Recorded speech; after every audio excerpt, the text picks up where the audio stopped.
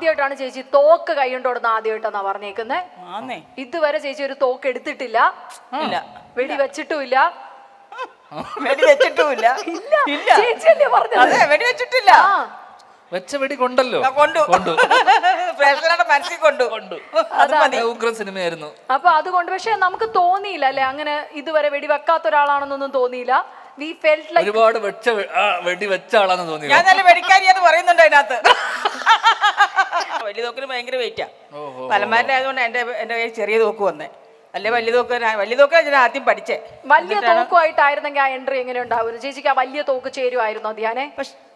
അലമാരിക്കകത്തൊന്നും വെടി വരും, ഇരിക്കാൻ പറ്റത്തില്ലല്ലോ.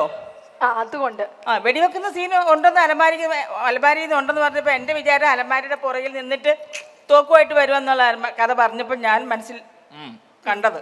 കാരണം അതിനകത്ത് ഷാപുഷ്കർ എന്റെ അടുത്ത് അവിടെ ചെന്നപ്പോ കഥ പറഞ്ഞത് അങ്ങനെയായിരുന്നു. പക്ഷെ അലമാരിക്കകത്ത് ഉള്ളി കയറി ഇരുന്നിട്ടാന്നുള്ളത് പിന്നെ എന്റെ അടുത്ത് വരുന്ന ഉണ്ണിമായയാ.